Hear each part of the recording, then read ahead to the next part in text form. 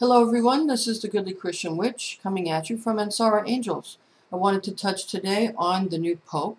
It was Cardinal Jorge Mario Bergoglio who was chosen to be the Pope, and his name he chose was Francis I, to convey kindness, because St. Francis of Assisi, who he took as his namesake, was known for compassion to animals and to not be someone who was full of pomp and circumstance, but somebody humble.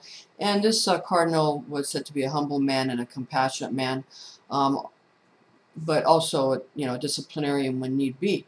So he seems to be a very good person. He's 76 years old, so perhaps he can be there for at least 10 years. But another thing that was interesting is that he is the first Jesuit to ascend the papacy ever.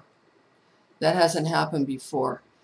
And interestingly enough, there was a woman who's a prophetess of the Seventh-day Adventist Church and one of the co-founders of the Seventh-day Adventist Church, named Ellen G. White, who wrote many books and did a lot of prophecies back in around 1888 and 1911, where she talked about the Jesuits infiltrating not only the Seventh-day Adventist Church, but also the Catholic Church, and eventually taking over and becoming, ascending to the papacy in the latter days. That was her prediction, and it's happened. So a lot of her predictions have turned out to be correct. And she goes into some other things about portals in the Horse's Head Nebula, and also in the constellation of Orion, as to actual portals to heaven, to heavenly realms, where Christ will come through to descend to earth. That kind of talks about some of that in the book of Revelations, chapter 19, verse 11 as well. Anyway, the location of the Horse's Head Nebula and the constellation of Orion was something she brought up. Interestingly enough, the Jesuits are known to study her works quite extensively. So and hold her in actual high regard, although they don't really talk about it too much. So it's interesting.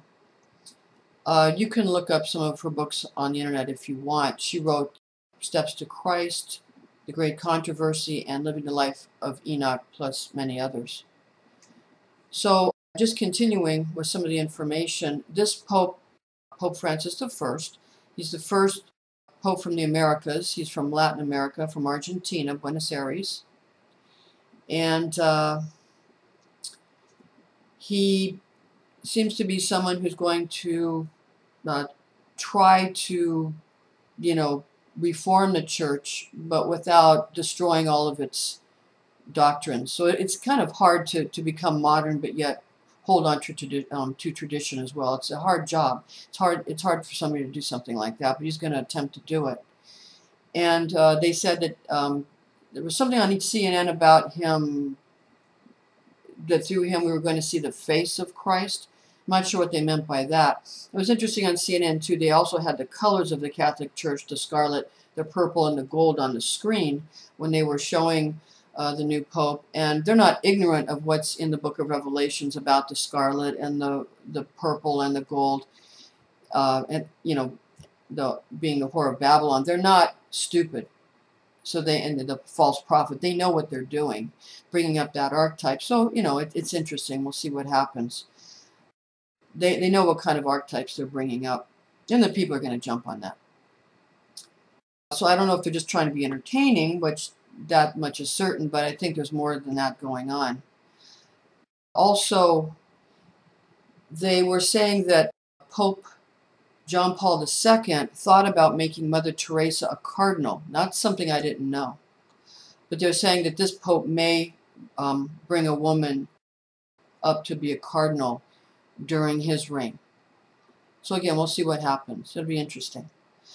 Just as a note, a point of interest, not only is President Obama going to go to Israel during the Passover season, but also on March 4th, a few days ago, there was a locust swarm of 30 million insects that destroyed crops in Egypt.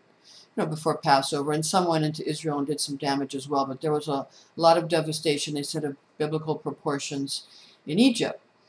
So we'll see how all this goes again, and it's getting interesting.